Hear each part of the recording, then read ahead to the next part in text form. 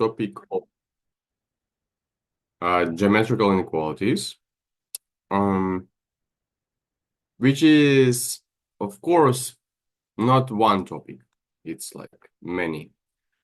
So I would like to make a sort of overview of the topic of possible directions. Still quite general, but at least some subdivision I plan today.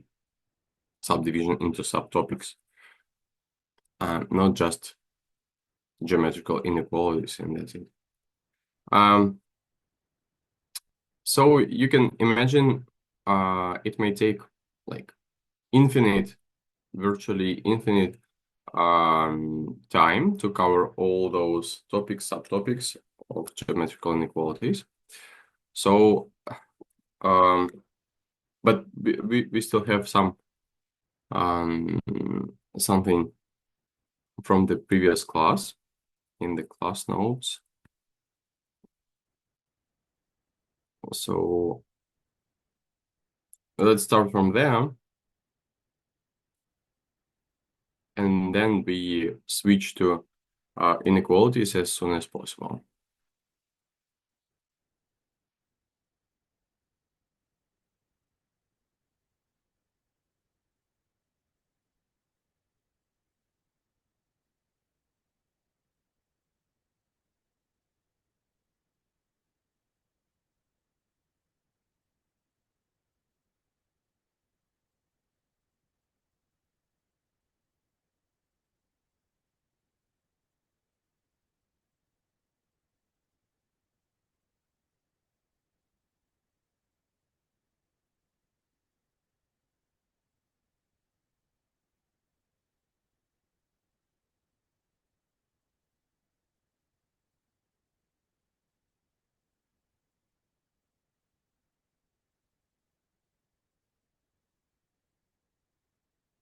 So there was a family of problems in the class notes, which were more or less regarding the same topic.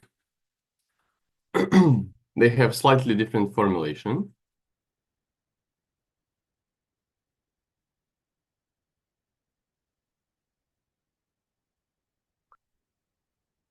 The third version would be what is called polar version of the previous problem.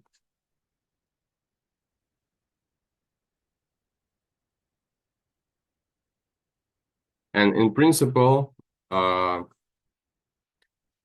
thing looks in the following way.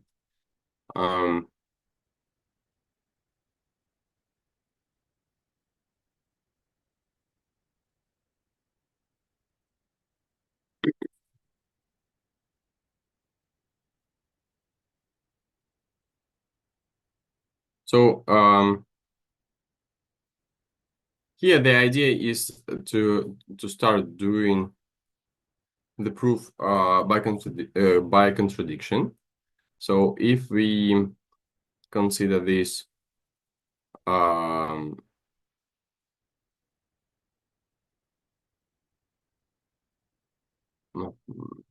initial problem, by contradiction, we have following. We need to prove that all those points belong to a straight line. So by contradiction, assume the statement of the problem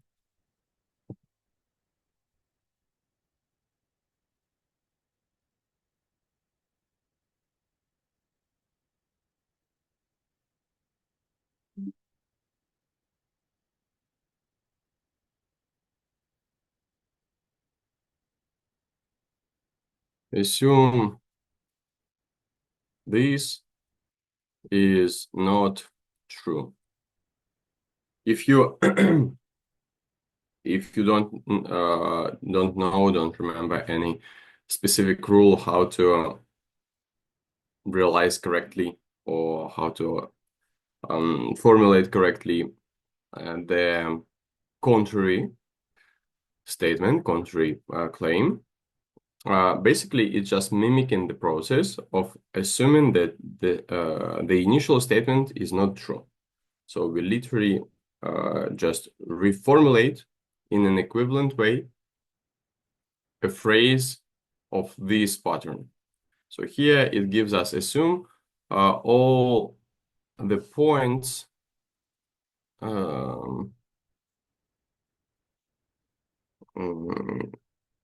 assume that the claim that all the points in the set belong to the same straight line is not true. How it would be reformulated. I don't know if you remember this, but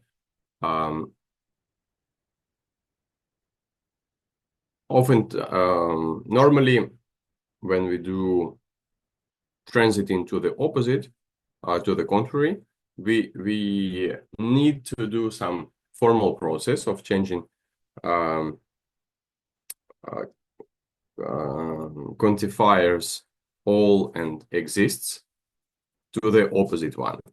So here we have assume that it's not true for all the points. So that's how we will start constructing this. And we continue with assume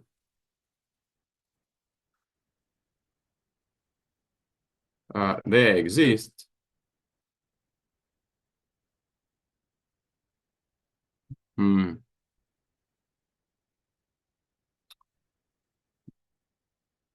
points of the set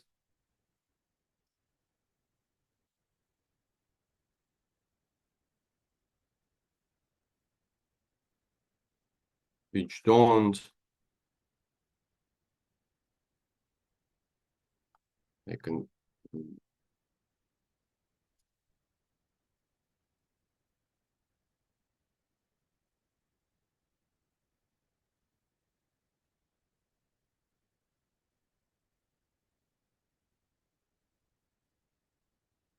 So here I wouldn't go thoroughly through the process of constructing contrary or negation of the fact. If you have any issues with that, please don't hesitate writing to me. So once again, I will recall that I'm not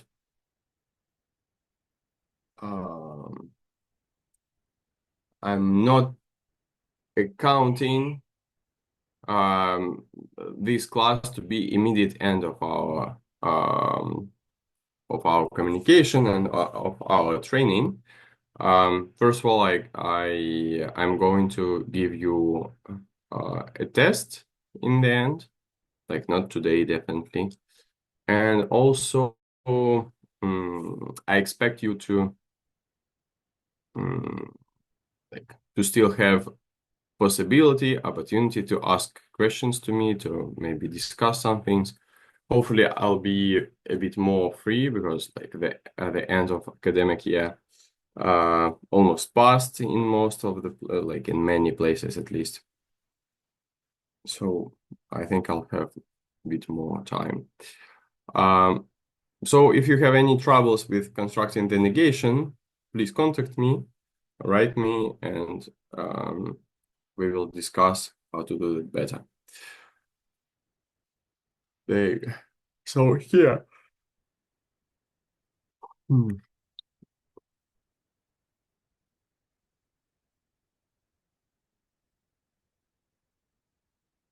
So basically, for showing that it's not true that all points belong to the same straight line,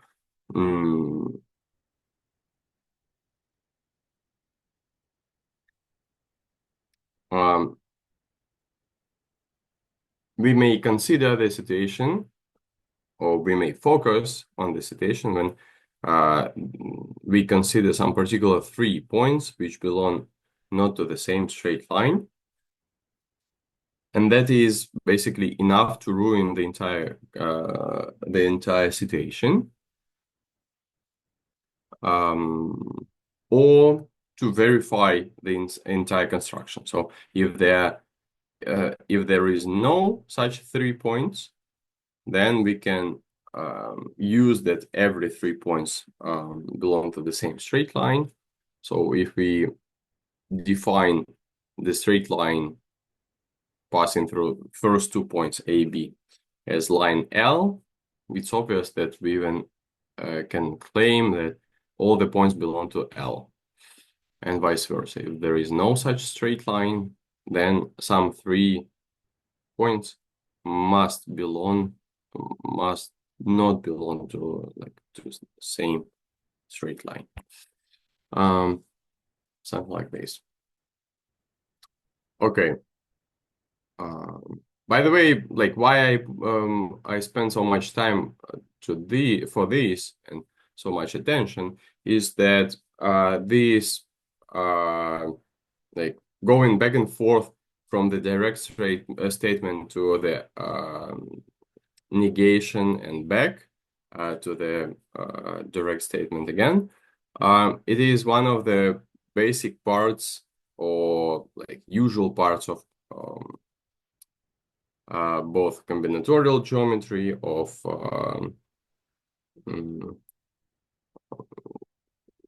geometrical inequalities, of all these things. So let's consider what does it mean here. So I find it.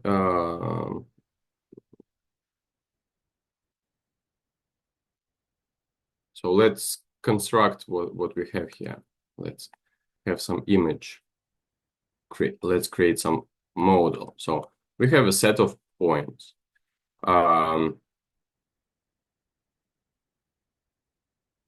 And the thing is that straight lines which pass through couples, they eventually happen to pass through triples.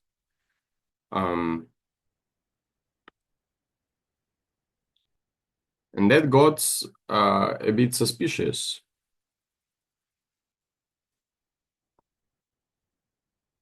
So we imagine something like this happens, and each straight line which we draw through 2 of the points somehow catches one more point, at least one more point.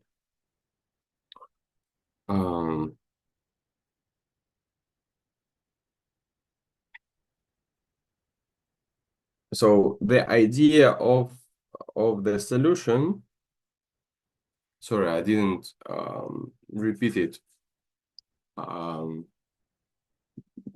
before class, so I sort of rely on my remembrance. But the idea which may be applied here would be considering a situation when we take a triangle of minimal area. Let's try considering a triangle of minimal area with these points. Will it give us anything new?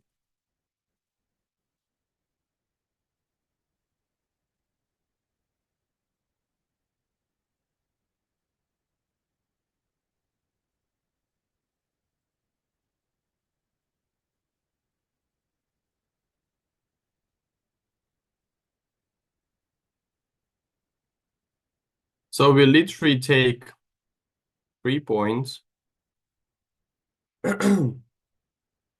which not belong to the same straight line. So that is for triangle. So we better add the non-degenerate.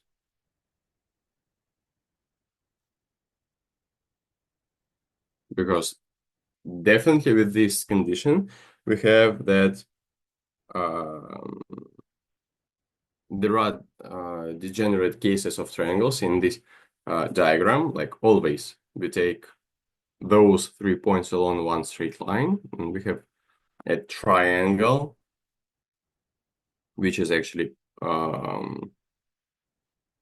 one-dimensional construction. So by our assumption, by contrary, we have that there exist 3 points not on the same straight line. And we consider the triangle of like with such vertices, which has minimal area.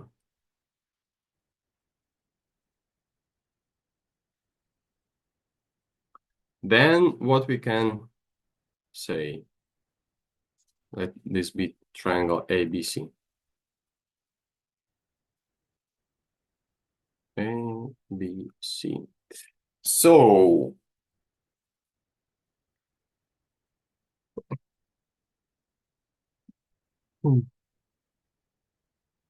what does it mean?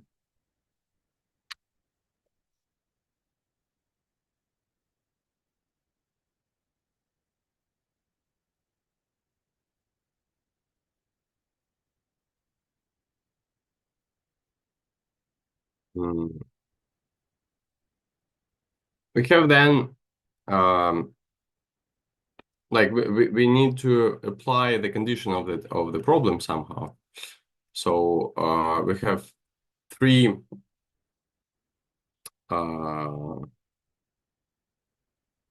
straight lines pairwisely connecting these 3 points.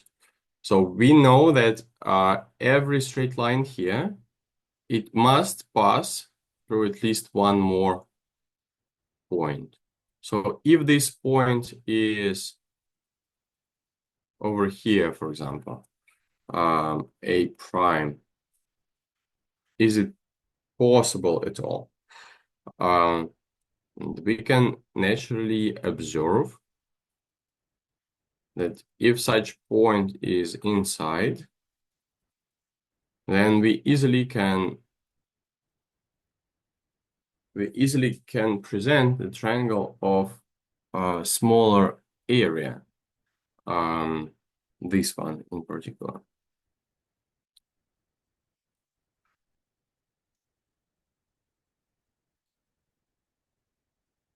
So that basically means that A prime would be belonging to the elongation of the side, right?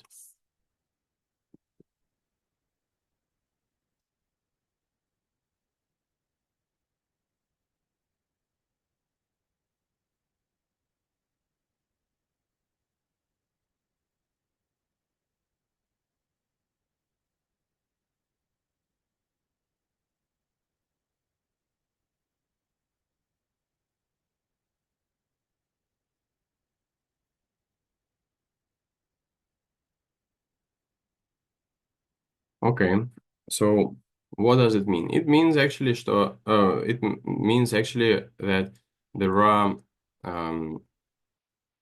some auxiliary constructions here. So we have point A prime on the line BC outside of the triangle ABC, and actually we can even say that the point here must be relatively far away. Why is that? Because if the point A prime is relatively close to B, namely if it's closer than by side BC,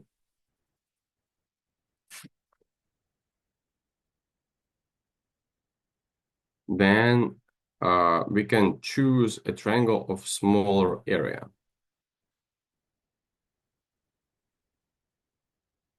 So this would be, say,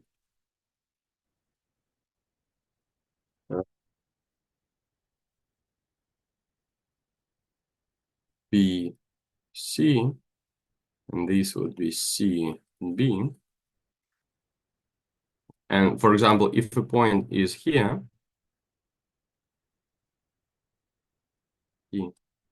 then the area of this triangle, it would be measured as the height from A to the straight line BC, and times the segment PB over 2. So many things similar to how we calculate area of the triangle ABC. Just instead of this side BC, we'll have side PB. So if PB is less than BC, then the area would be smaller. Just same story about point on the segment CB. So if the point gets there, then the area of triangle ACP would be less than the area of the triangle ABC. Still, actually, I cannot say I recall the solution of that problem. But what we definitely can see that this technique of choosing some particular object with some particular properties, it actually almost immediately gives some results, gives some fruits. And here, I mean, of course, advances in the problem. Not always the problem would be solved just straight away. So we can say that, for example,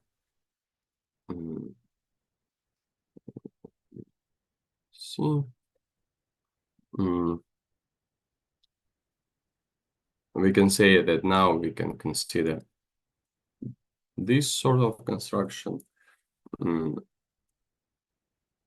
Here we also do extend the straight line AC from the both sides, and here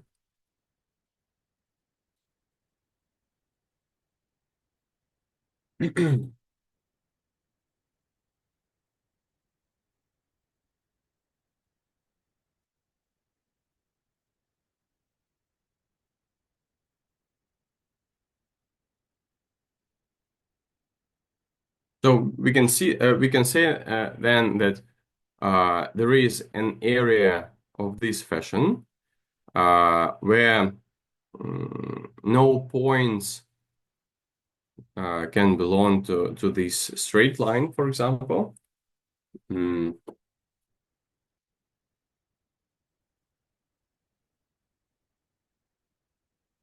It's not quite enough for proving the problem, so probably I will just don't take your time now. You please take some extra, I don't know, hours or maybe days to try to solve the problem. I believe that in this problem, slightly different construction will help. Probably that would be the vertex, like the point, which is on the minimal positive distance from one of those special lines.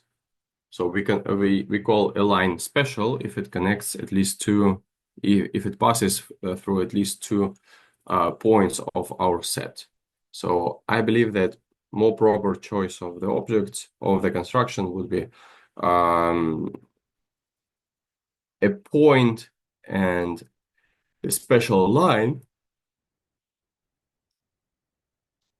and the parameter which we consider as extreme parameter, I believe would be minimal distance from that point to that straight line.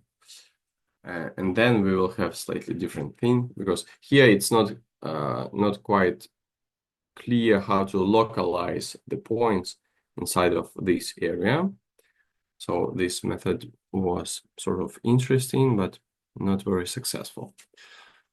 And that is okay. So one of very important skills when participating in competitions would be estimating how prospective is the particular way of reasoning, way of thinking, way of proving. So it looked reasonable, but now we stuck so that it's not quite clear if there is any sense to continue. Okay, so let's let's now switch from combinatorial geometry to geometrical inequalities.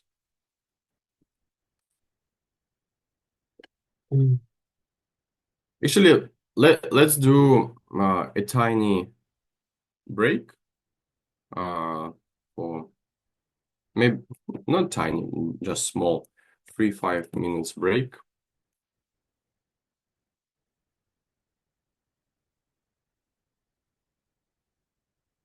I'll try to go for 3, and we definitely will have one more. So the idea is to have 2 small breaks.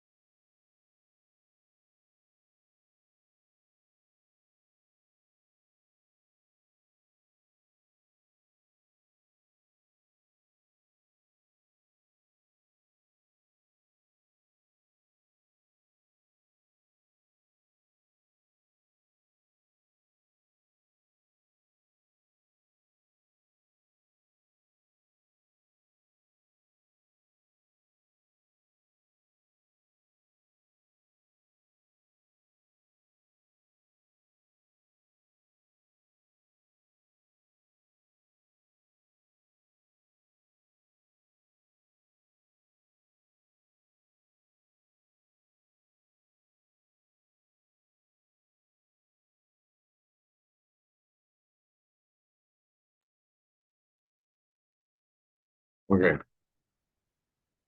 Um, let's continue.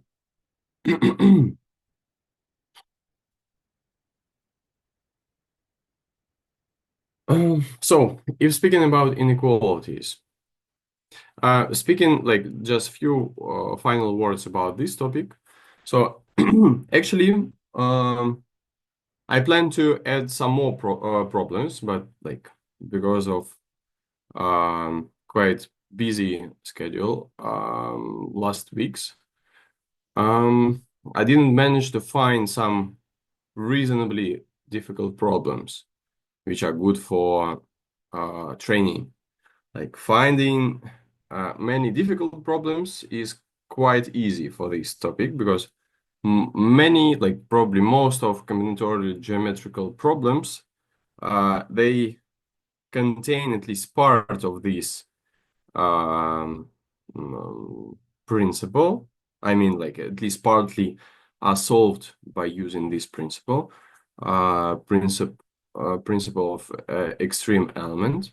When we consider just some object or some union of objects with some specific, some extreme value of some parameter. Largest area, smallest area, like the longest segment, the, I don't know, heaviest apple, and so on. So I will just add some new problems, some extra problems here. So you will be able to train a bit better um, later with this. Just going through those problems and probably consulting a bit with me uh, in on WhatsApp. And switching to the topic of geometrical inequalities.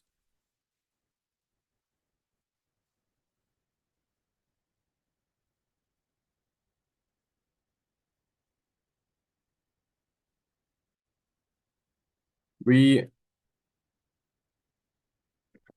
actually might come to the idea that the first geometrical inequalities, they appear, I don't know how to you guys, but like to me, the first inequalities, they appeared almost at the same time when geometry started, the course of geometry started in my high school. Somebody don't have separate classes of geometry and like algebra, so sometimes it's like with just new chapter of studying algebra, but respectively early normally. But in very specific case, so there is one specific principle.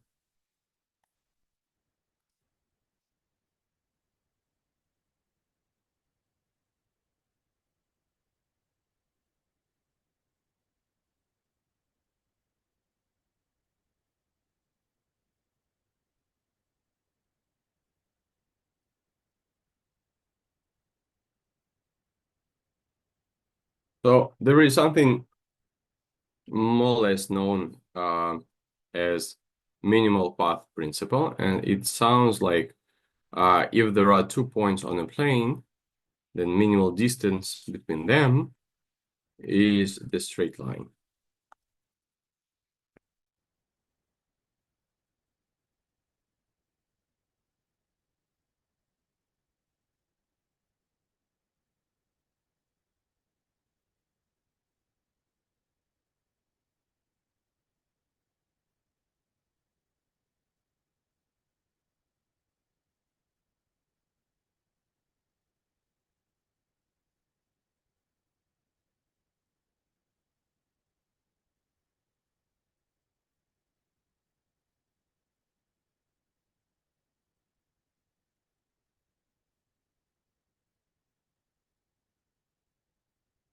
In principle, this could be proved, I believe.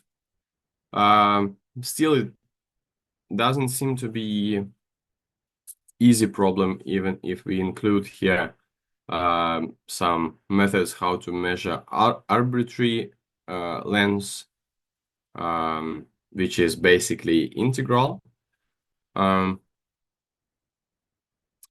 So actually, because of such drastic growth of the background information needed for understanding, this is exactly one of the places which we normally don't prove to the full extent. So we use something like some principles, some, I don't know, some theorems additional, which would be a substitution for like more clear and more close consideration. So if trusting to this principle, that means that any trajectory which we draw here is at least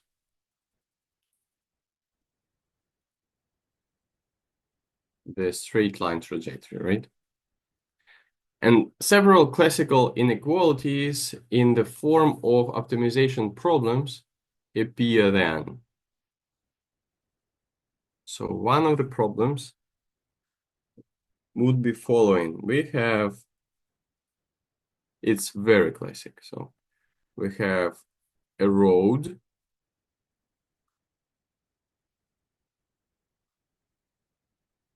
We have point A and point B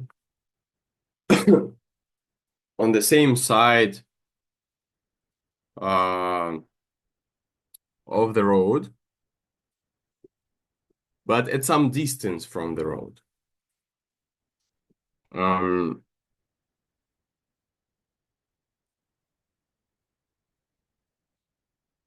Normally, they are discussed as houses. So there are houses A and B, and there is a big road. And the thing is that we need to construct the shortest distance, but not just short, like we need to construct the shortest path between them, but not just like this, because just like this, this would be straight line segment here. But this path should cross the road at some moment. So that is, like, we can imagine that in very silly and easy manner. So there is a road, there is our house, there is a house of our grandmother, and we want to bring some treats, like something edible, something delicious to our grandma. But we first need to go to the road and buy it there. Like buy it from the passing cars, for example. So basically, we have no difference in some sense at which particular point of the road to appear. Like, because if we talk to the person by the phone first, like the person then will be passing and will see us and will pass with us something. So from this point of view, these trajectories, they are more or less, I don't know, not equal, but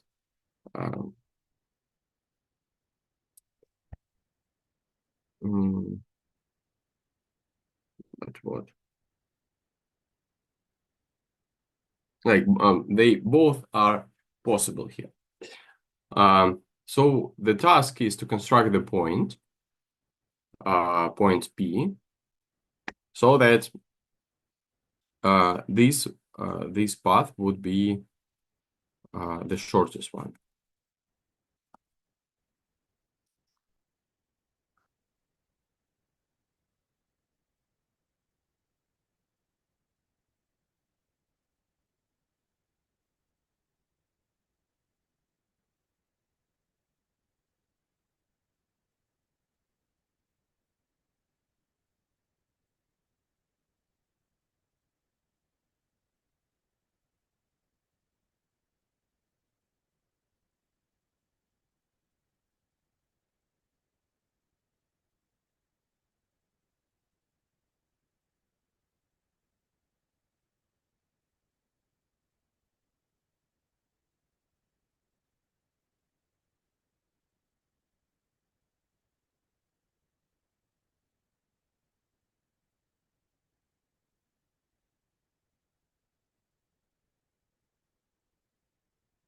like this.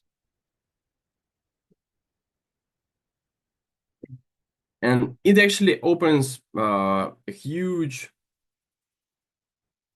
collection of possible optimizational problems, which would be reminding this. So, for example, another problem which would be of interest is following. We have an angle as a geometrical figure, angle with vertex O and rays OM and ON. And we have a point P inside somewhere. So we have this inside. And we want to construct points M and N here so that the perimeter of such triangle would be minimal.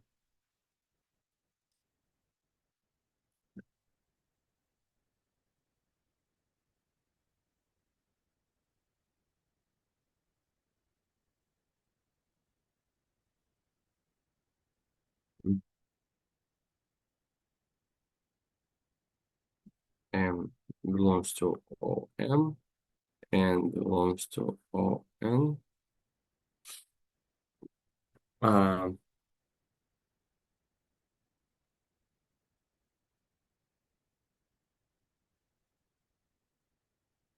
So we consider area of triangle MPN, and we need to find minimum of this.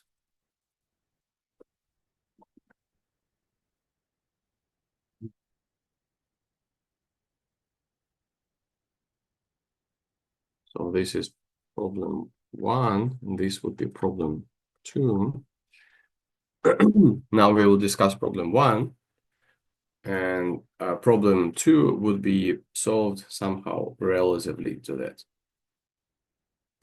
So now you have just a couple of moments, couple of minutes to think about problem number 1 and send the solution ahead of me if you find some.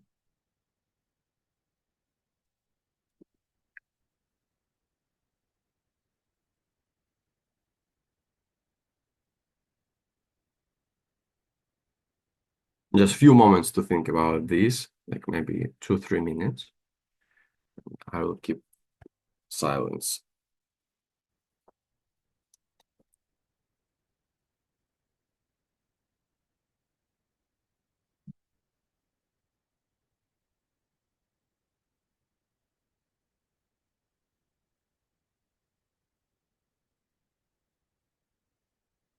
By the way, maybe all of you know this problem. Like, who knew this problem before this class? Problem number 1.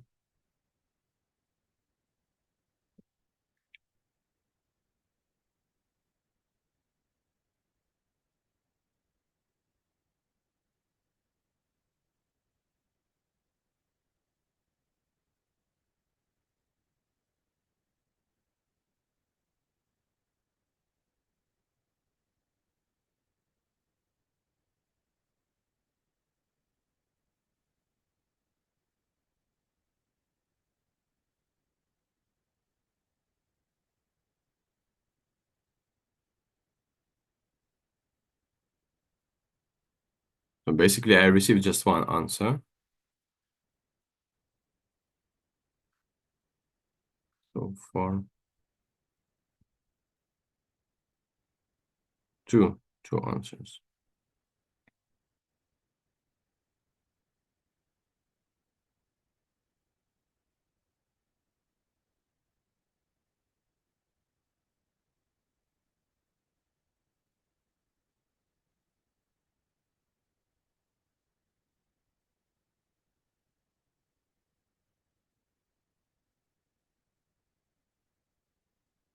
Okay, then just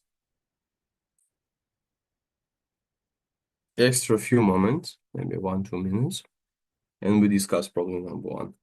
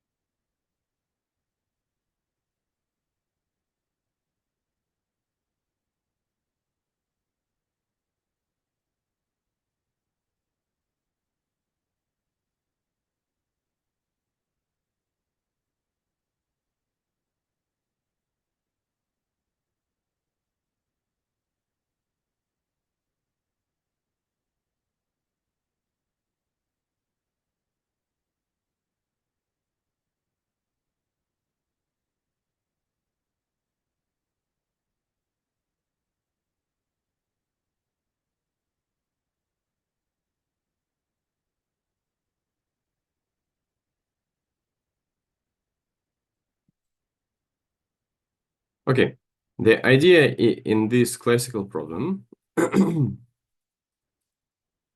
is that we actually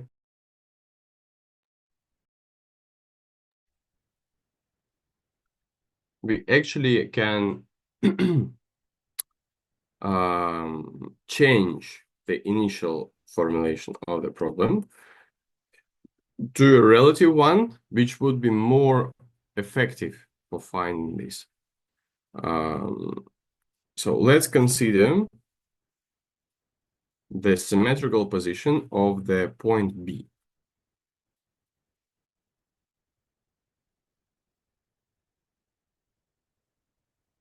So it would be B prime,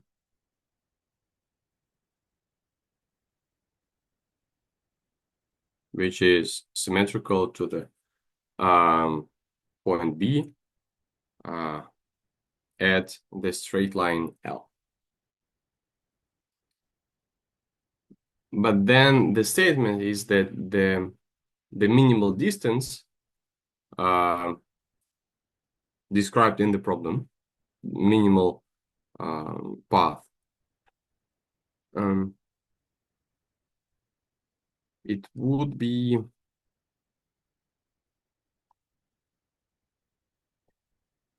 length of such segment AB prime.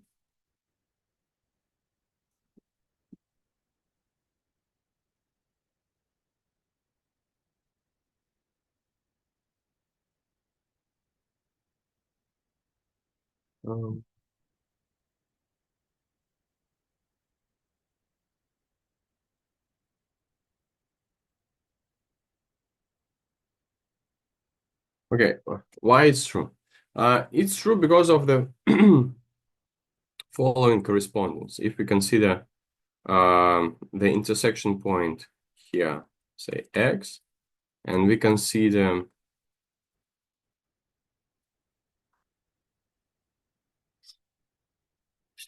the length of segment BX, then it will turn into finding the distance or dealing with distance x b prime, because these two distances would be just same.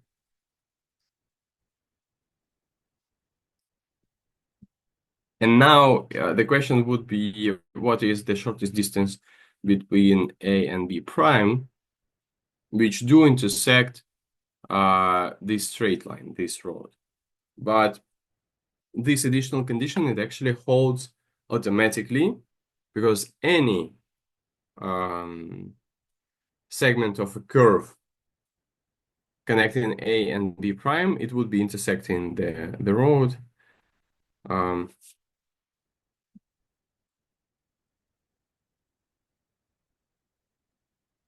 Sorry, once again. So for any position of X and any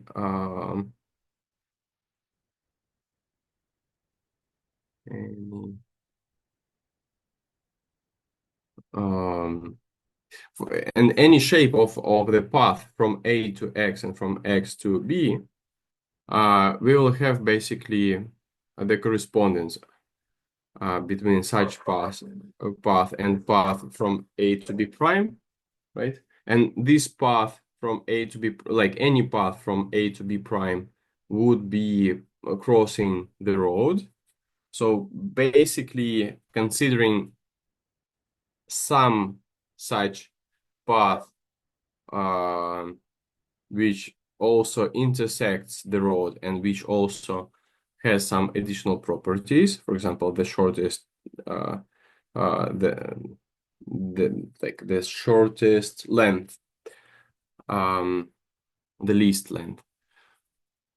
Then actually we can just skip the condition that it intersects the straight line, because it intersects the straight line all the time. And if you do the details, then you see that this is minimal because of triangle inequality. If you take any other point X on the straight line, then what? Then the distance which we'll have instead of AB prime would be something like AX prime plus X prime B prime. And that by triangle inequality would be already greater than AB prime. In some similar terms, problem 2 would be done. So problem 1, I almost told almost all the details. Problem 2 remains totally for you. Next block of inequalities would be just general structural inequalities related to some basic properties of objects. For example, again, a couple of problems. So suppose we have a quadrilateral.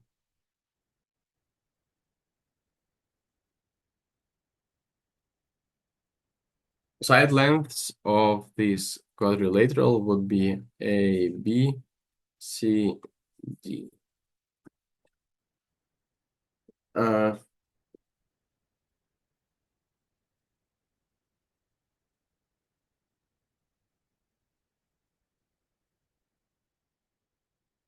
Problem A.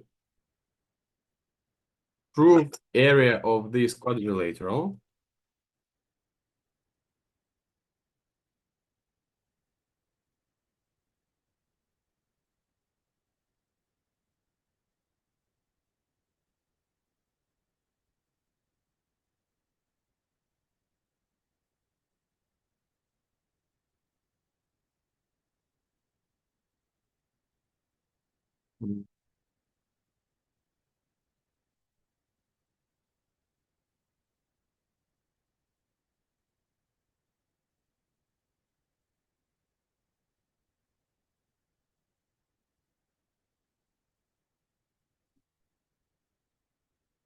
Prove that it is not more than AB plus CD over 2. And part B of the same problem, we have blah, blah, blah, just the same words.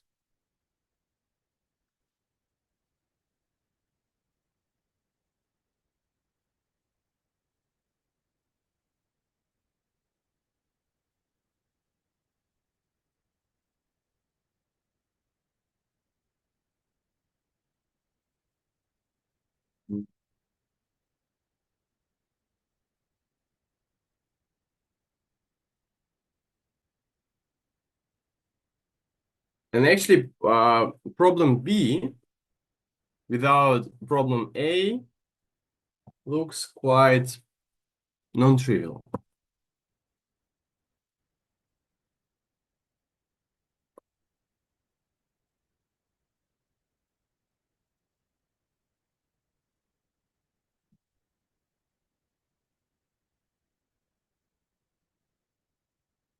What's next?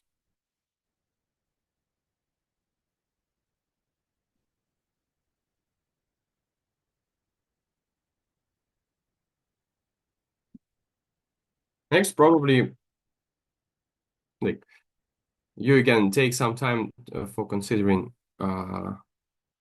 problem 3A. Like take a few moments for that.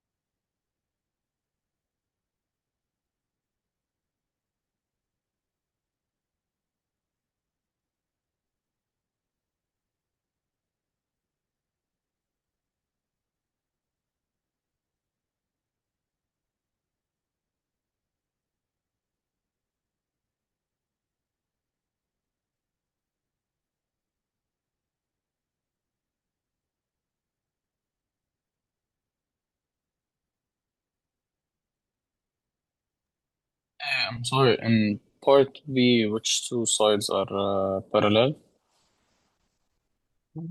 Sorry, once again. In part B, which two sides are parallel? There is nothing told about any parallel sides. We have just quadrilateral, like polygon with four sides, four vertices, and that's basically all we know. Like no What, special data about what the do you have quadrilateral. to do in B? Like just the same question. We need to. Oh, yeah, I don't know.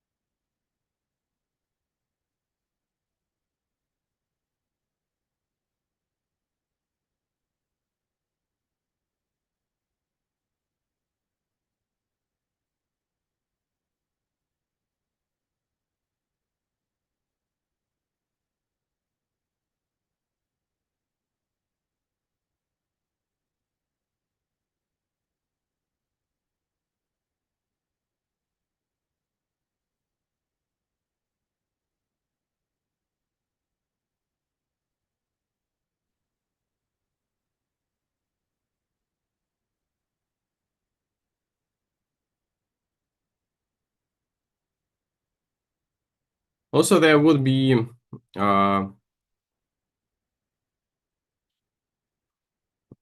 quite rich branch of inequalities, geometrical inequalities, which would be formulated about the sides of the triangle. So, for example, prove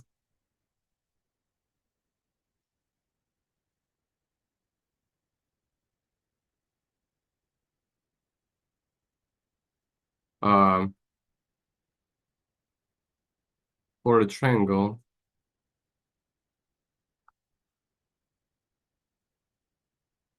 with side lengths A, B, C, and area S,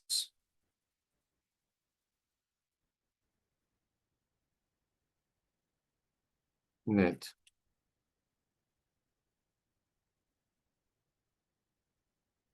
AB plus AC plus BC greater or equal to 4 square roots 3S.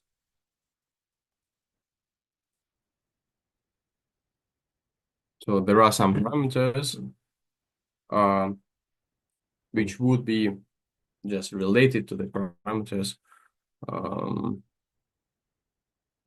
a triangle, but they would be denoted numerically. And that is what we have now.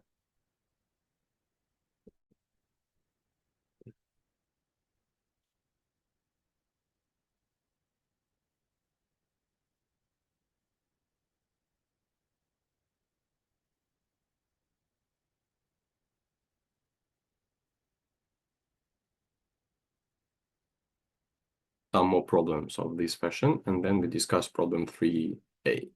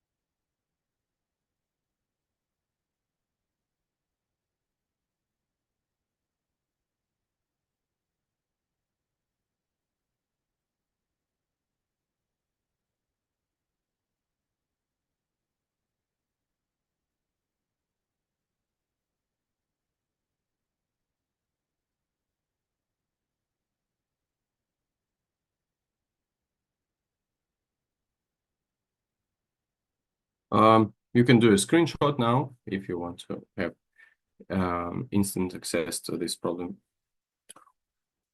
And we switch to the problem 3a in a moment.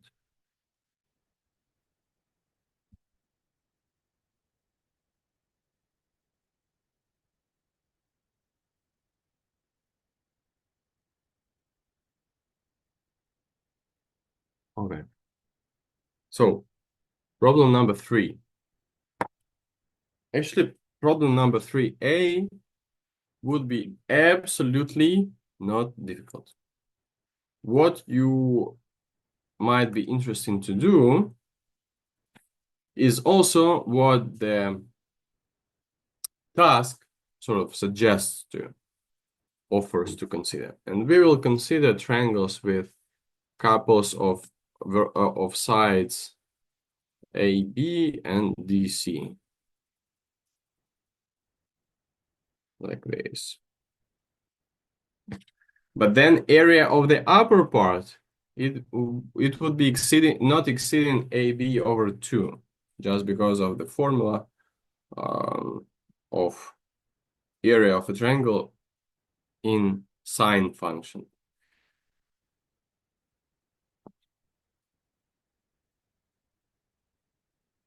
So the second part is also true. DC is like the area of the triangle below this diagonal with sides DC is not exceeding DC over 2. So the total of the areas would be not exceeding just what is written on the board.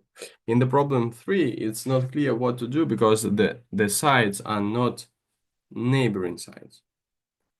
But actually, that is not a big deal. Like we can find very nice and very similar consideration.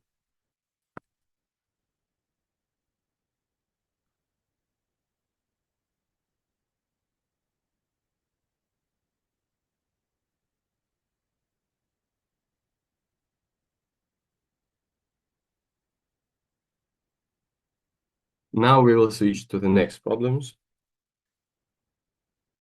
So hopefully here, no questions.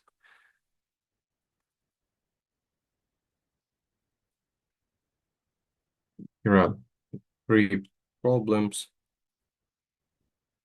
at least looking as similar to each other, but in reality they will be mostly like different, but still having a quite noticeable common style. Let me keep silence for another several minutes, and you can pick up a problem and try to solve it right now.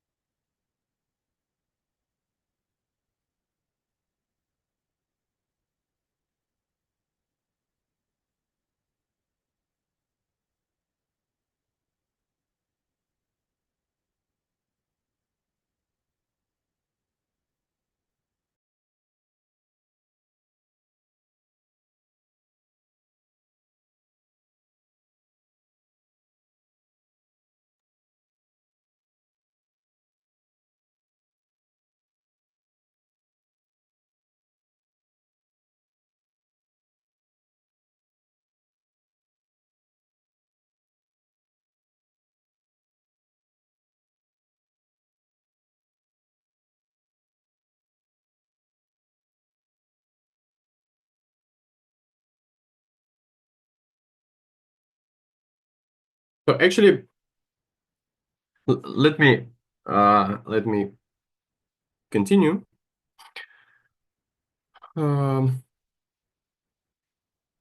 Let me continue. Just one sec. Uh,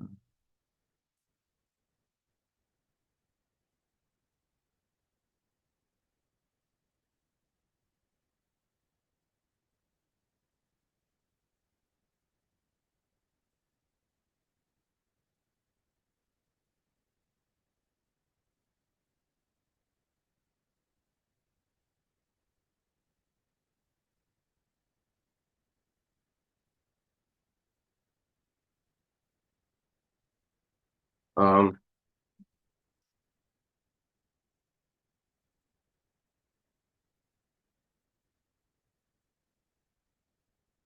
yep. So actually, these three problems, they indeed have much in common. And these will be problems which use significantly that it is a triangle, but from slightly unexpected side, I would say. And this would be related to a special change of coordinates, change of variables. In triangle, we have this special situation, which we mentioned superficially, but still, when we considered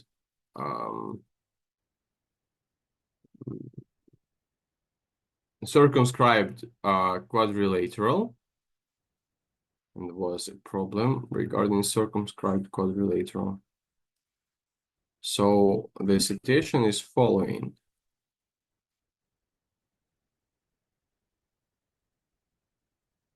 We have a triangle with side lengths A, B, C, but for any triangle which is realizable, we have some limitations for this A, B, C, which are known as triangle inequalities, right?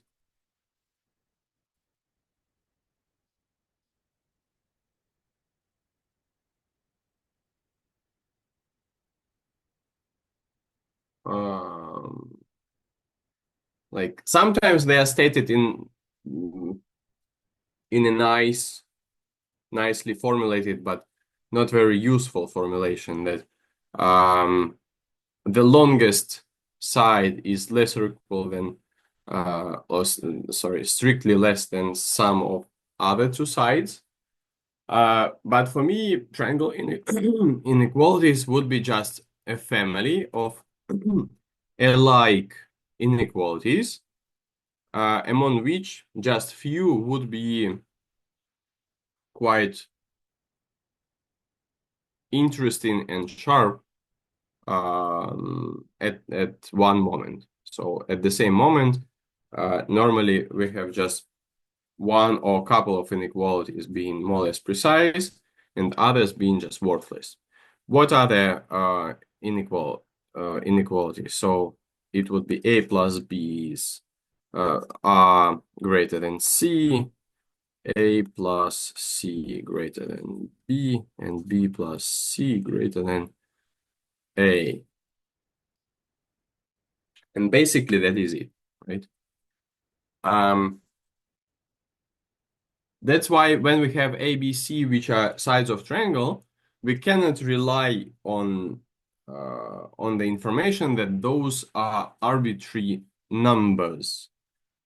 This additional part, such that, would be actually more heavy than like it would influence the situation more than the start of the phrase that arbitrary A, B, C. But we can change the situation just in a small step. We can do this standard interchange. We can say that Okay, there exists an in circle in the triangle, if the triangle exists. And for that in circle, there are the lengths of the segments of tangency segments from vertex to the tangency points. So by the basic properties of two tangency lines drawn from the same point to a circle, we have three same patterns, like two tangency segments and the circle, from all three, I would say, ends of a triangle, from all three angles.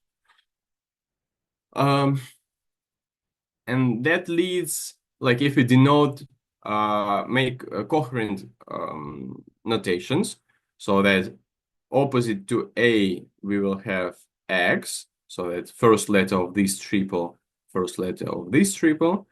Opposite to B, we have Y. Opposite to C, we have Z. Then we have these two systems. First of all, apparently A equals to Y plus Z. B equals to X plus Z. C equals to X plus Y. This is the first. But we can reverse this these equalities almost immediately, and we can represent A in the form of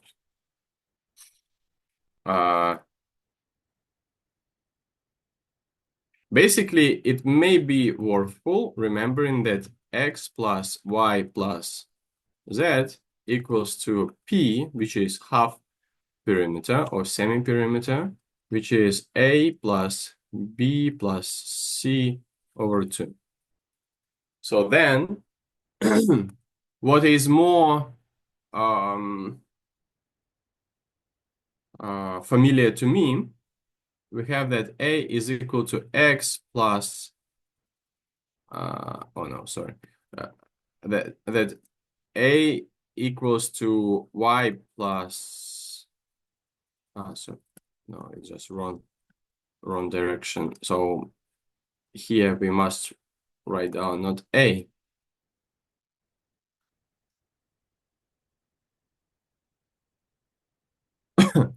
We must write down like other variable, other parameters. So X would be equal to, like, and here the mnemonic rule works that X is drawn on these two sides, right? So we take these two sides plus, with plus, that would be B plus C minus A over 2, or more simple for many people, but a bit less useful from my point of view, it would be that X equals to P minus A. So Y would be equal then P minus B, Z equals to P minus C.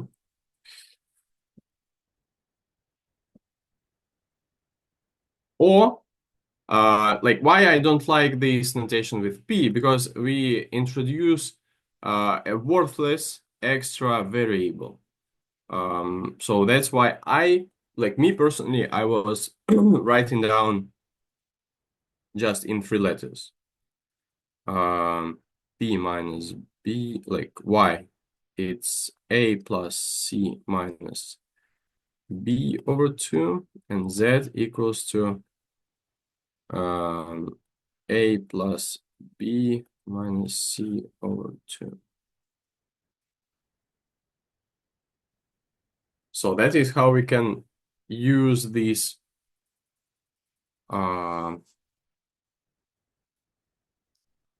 change of variable. And now we just reformulate here. So what is here? We can just rewrite this. Let me copy this picture to the page.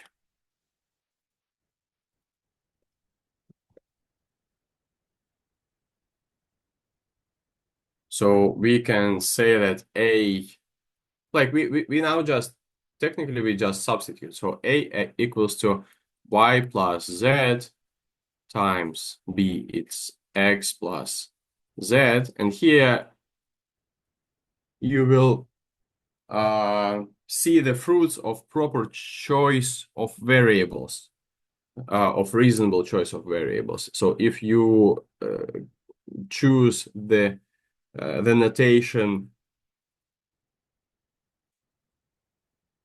sorry, if you choose the notation for these segments coherently with the notation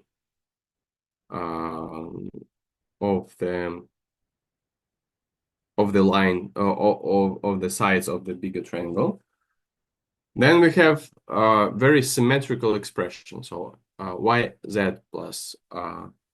plus z times x plus z times y plus z times x plus y plus x plus z times x plus y. We compare with 4 square roots of 3 times area of the triangle, which, for example, we may calculate as like by using this Heron formula. I will double check how it's read.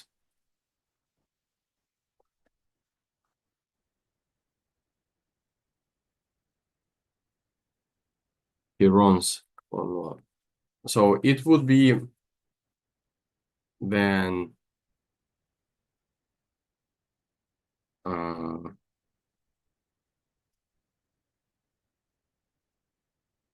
it would be P times P minus A, P minus B, P minus C.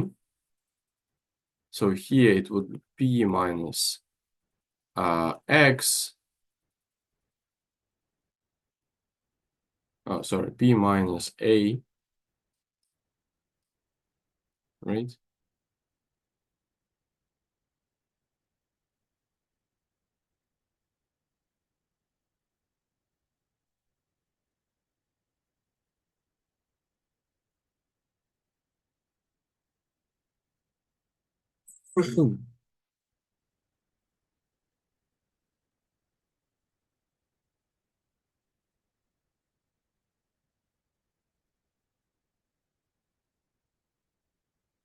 Yeah, something like this. So here, like we can rewrite here what's happening. So this would be x plus y plus z,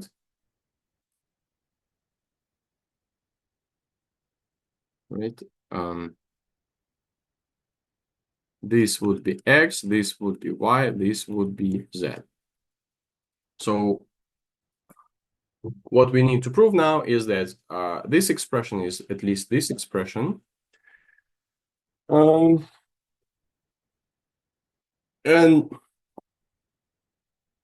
the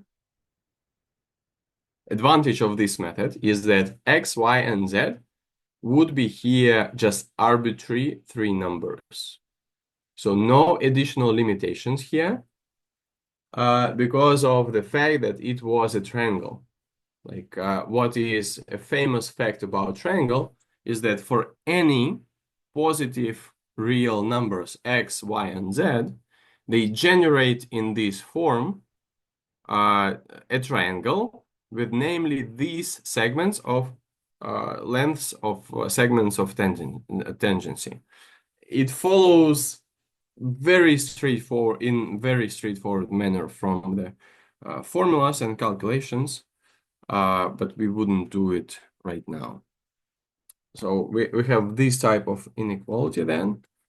And then what remains is just to complete some general inequality, which is doable.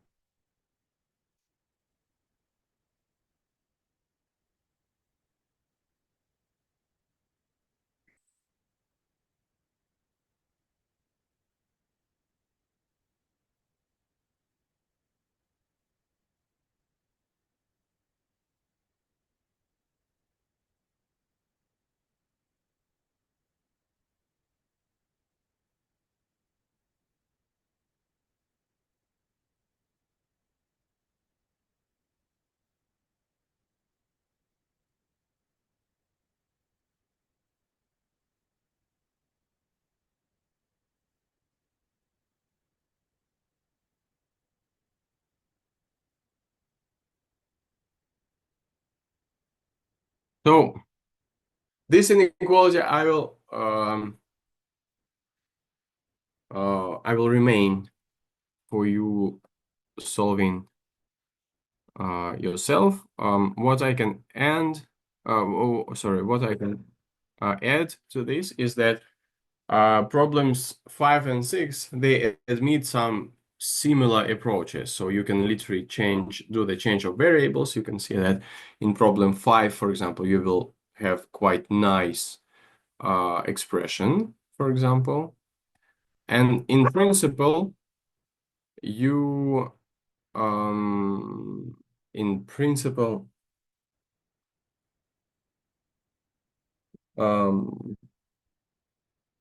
sorry, my dog was barking, and I lost the idea. So in principle, the important thing would be understanding that here you have these inequalities with sort of some hidden constraints, and the hidden constraints, like hidden even algebraic constraints. The hidden algebraic constraints, they follow from open geometrical constraints, that these are sides or side lengths of the initial triangle. But from the beginning, it's not very convertible to some calculations. But after this interchange of parameters or variables, you have an equivalent statement to what you had, and you have a statement without any additional constraints at the moment.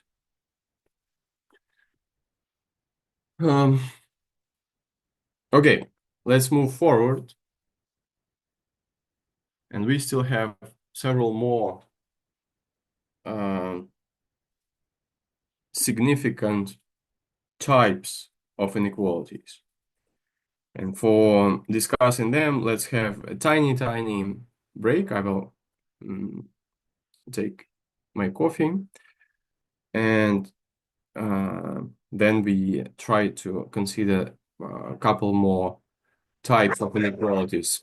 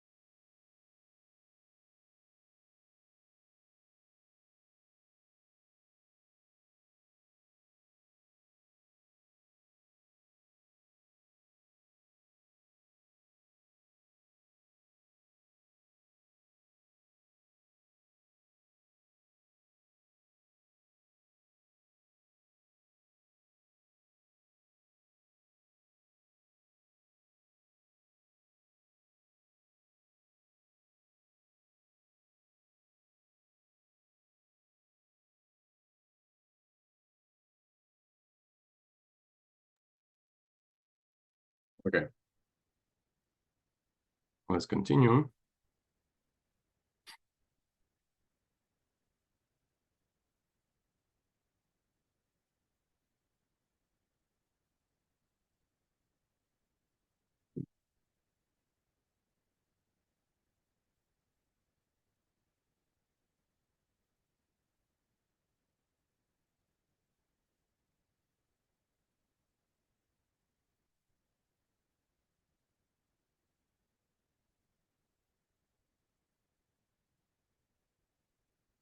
Okay.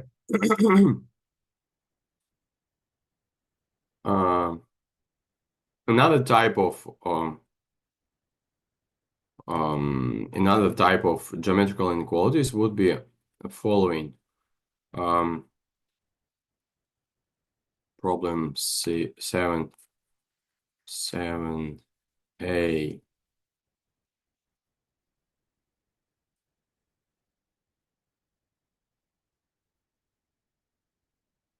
Suppose all three lengths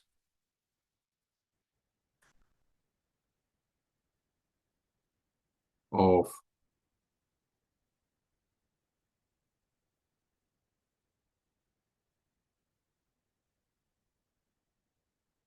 it's not very correct.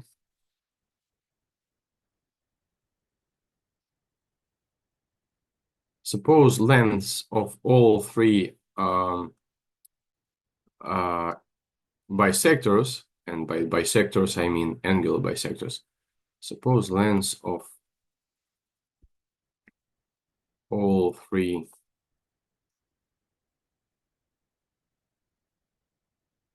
bisectors angular of a triangle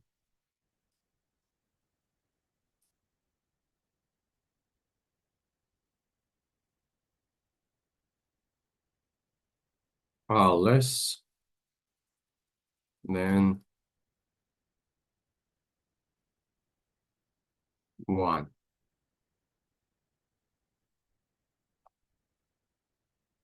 Prove its area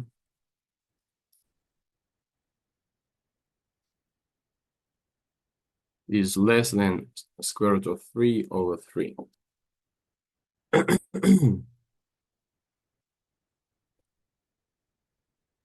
So this is some random problem. I cannot say I remember the solution quite well. Like I have the book in front of me, so like I can have a look and like blah blah blah. But in principle, it's one of many looking alike problems. Mm.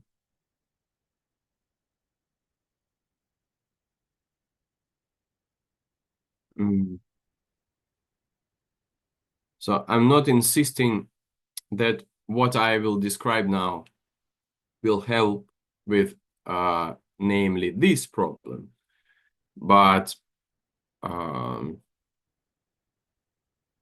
that would be sort of more or less general approach for such situation. So what we have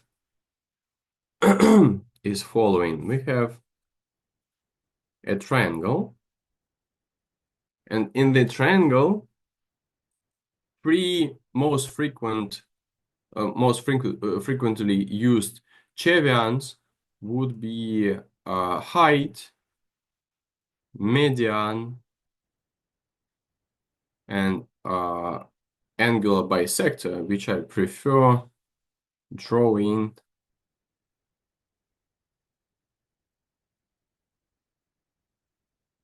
by using circumference. Why circumference is useful for these purposes?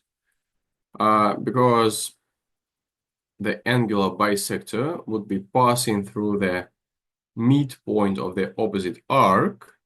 Why is that? Because there would be inscribed angles, this and this, right? Which must be looking at equal or complementary arcs of a circle. Like these two in particular, they cannot be complementary because there is a big part outside of these two arcs. So they must be equal then. And what? And for this picture, just at least just for drawing properly the elements, the middle of the arc, midpoint of the arc, could be found by drawing the perpendicular bisector, which would be on its turn related to the circumcenter. So it would be O, it would be point M, it would be point H, here would be point L, and here would be point, I don't know, like U.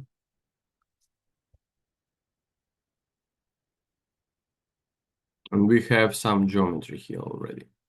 So we have this picture. Immediately after mentioning those like couple of champions and all that thing. This is first. So like these three elements, three champions, they oftentimes will be appearing together. And they will be related to each other. So for example, there is classical question to prove that the base of the bisector is always between the base of median and base of the height, which is quite obvious for this drawing of picture. You can try imagining why, but in principle, that becomes a very easy statement. And you may have some other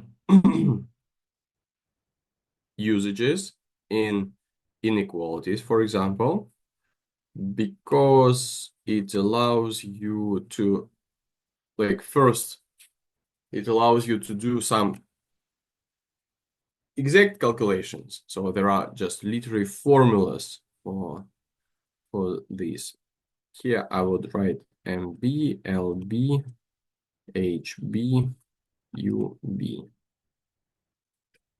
So we have that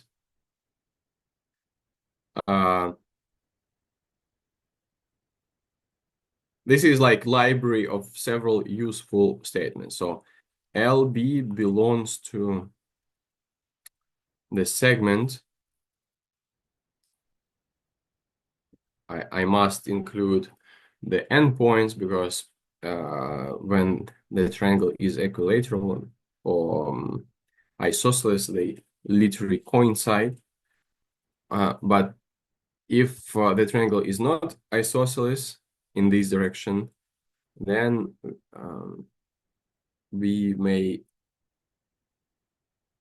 consider here not in we may consider here not inclusive, right? So point LB belongs to the interval MB LB. This is first. Then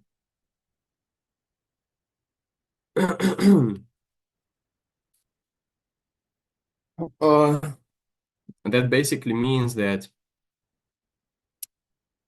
BMB would be greater than BLB would be greater than BHB. The proof is just by Pythagoras theorem.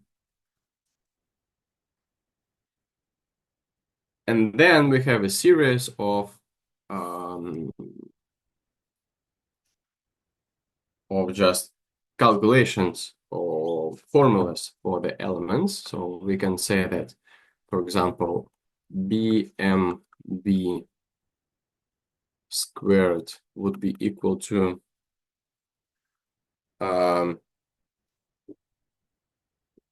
these points would be related to point B. We keep these standard notations A, C, B from this side. So B and B, which relates to the point B, would be equal to double C squared plus double A squared minus B squared over what? Over 4, I believe.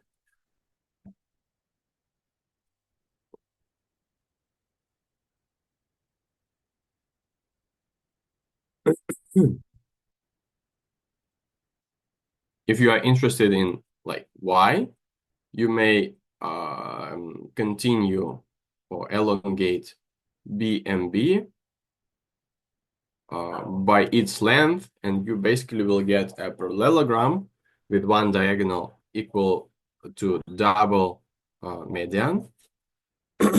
And that could be calculated by or evaluated by cosine theorem through the sides and the angle.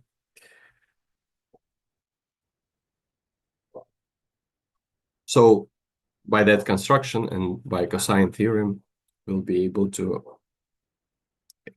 evaluate this BMB. So this we can also rewrite as MB squared. LB squared, which is BLB squared,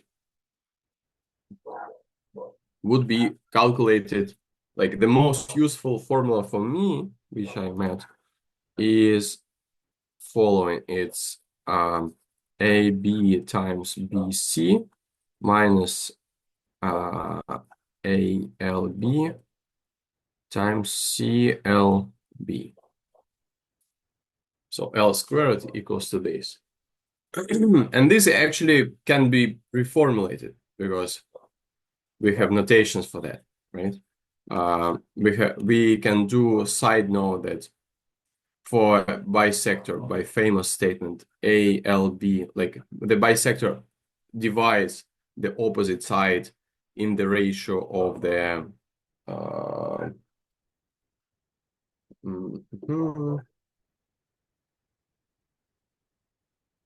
I would say of the sides, not on the bottom. So ALB to LBC would be equal to AB to BC. That is what we know. And also we know that ALB plus LBC equals to B. And here it equals to C to A. So we basically have just a system of linear equations. Not linear, but like system equations, which could be done linear if we multiply by LBC. And we can just calculate, and I just remember that ALB equals to C over C plus A. That would be factor corresponding to the ratio times the length of AC, which is B. And the final formula for 2 would be this.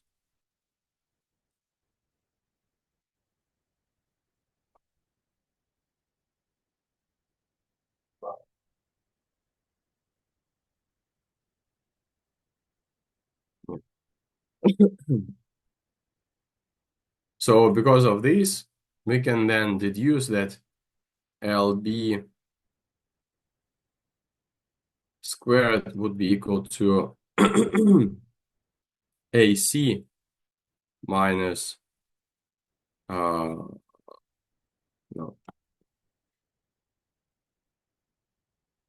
It's equal to AC times first AC would be taken from just this summand. It would be 1 times AC, and minus this product would be AC times B squared over C plus A squared. B squared over C plus A squared. So this would be another calculation for LB squared.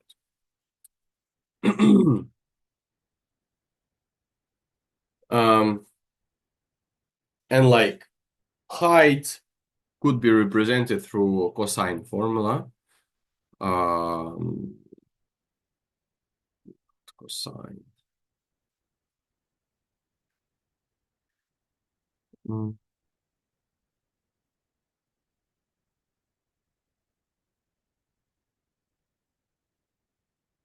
No, like for height, I believe that the formulas would be not that simple as they may look like. but still it's doable because like we have many right angles.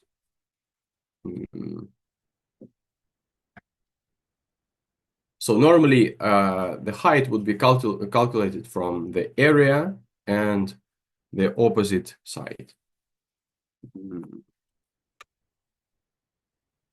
So this is what I wanted to tell about such types.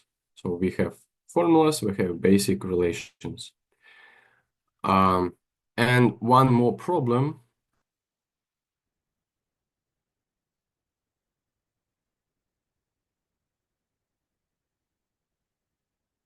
which to my opinion is one of the most nice geometrical inequalities I ever saw. It would be it would be this inequality. So it's problem. Here, problem 7b would be just a very similar statement, but the bisectors would be all longer than 1. We need to prove that area would be greater than the same value. So it's a very, very rare occasion when we have such sharp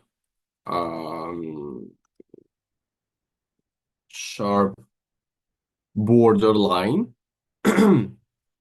Still, it's not complementary cases for triangles, because if not all 3 bisectors are less than blah, blah, blah, then it's possibly that 2 of them are less and 1 is more, which is not belonging to neither of those 2 cases.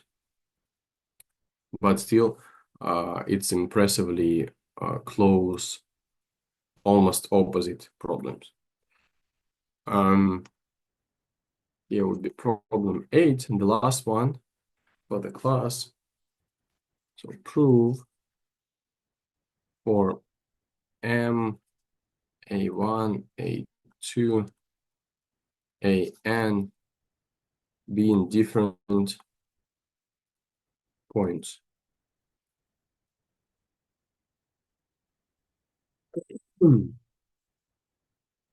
And actually, how we do that, like the wise solution for this would be applying inversion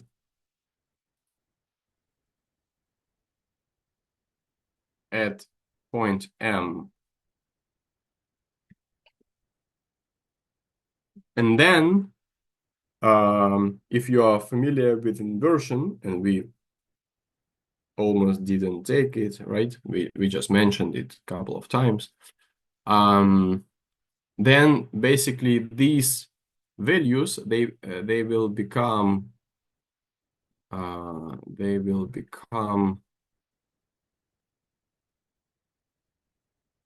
just segments. They would be this would be calculation of segment length, and then instead of having this inequality, you will have some clearly geometrical inequality, rule of polygon, similar to rule of triangle inequality. Otherwise, if you are not very familiar with inversion, you can do that in very, I don't know, step-by-step form. You try proving this by induction. You start from n equal to how many?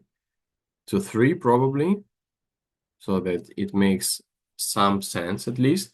For n equal to 2, for n equal to 1, we have no statement to prove. For n equal to 2, that is the first case to consider, but we have congruency there. We have same left and right part. For n for values of n starting from 3, we have different situation. We have at least 2 summons on the left and just 1 summand on the right. So you can try using induction here. Yeah, so many different options actually, like several different options how to tackle this problem. So basically that is it for today.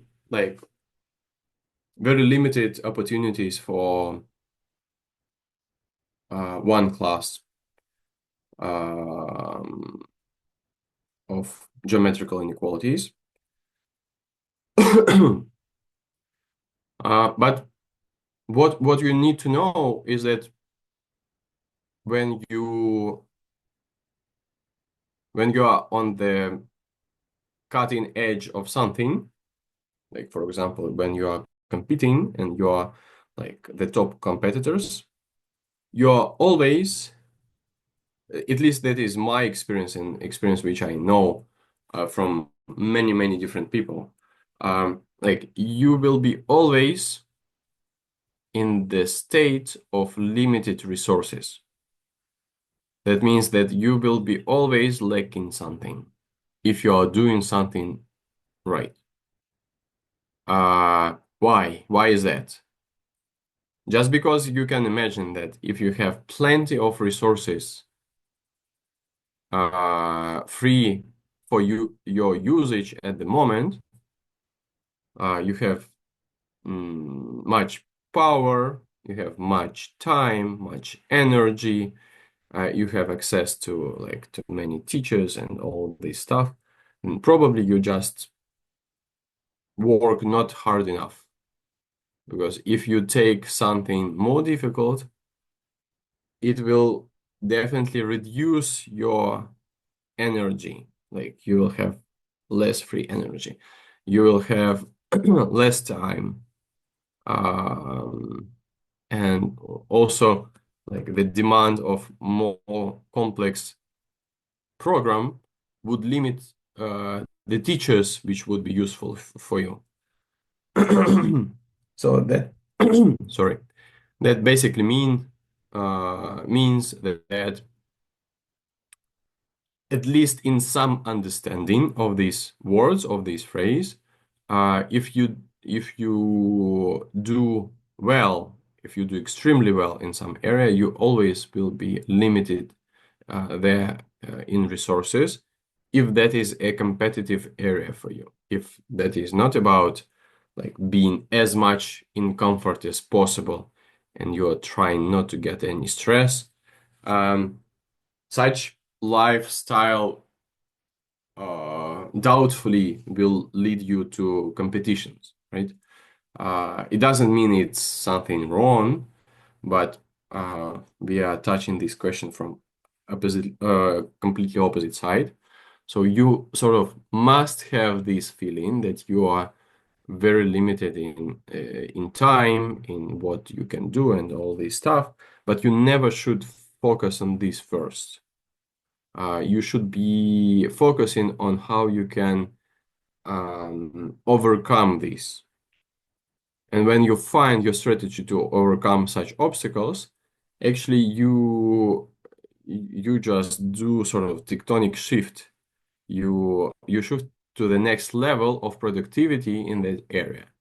And then again and again, like if you realize that you are sort of not occupied enough, then even if you reduced your like if you increased your productivity by much, uh,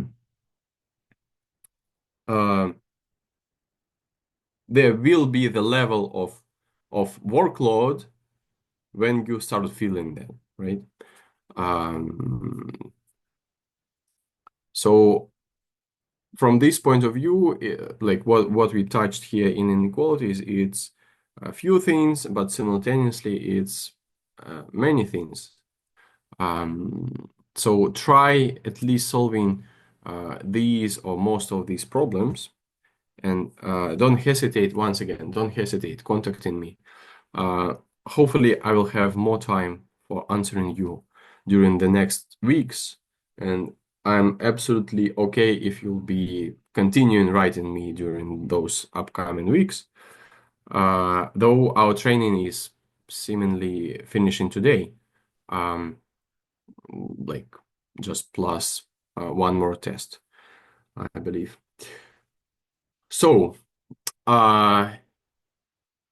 if we'll have no more calls, which is very likely, I wish you guys very good luck on IMO competition.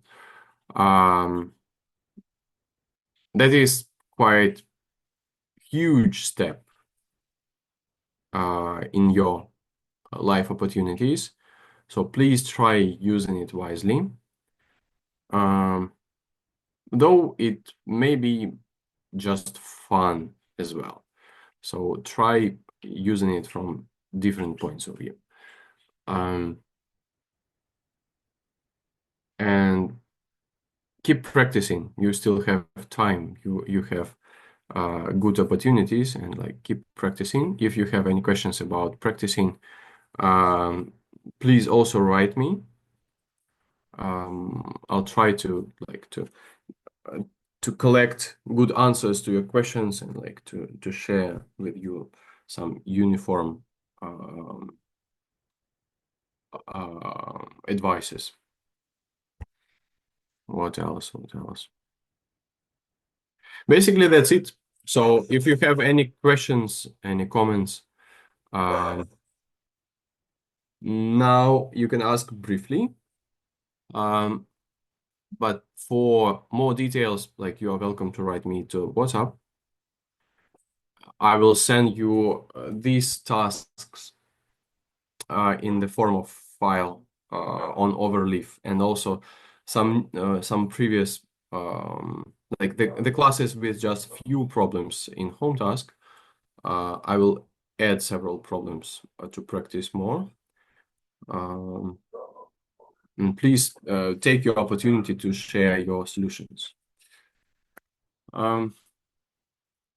So if no more questions, then we end now. Any questions so far?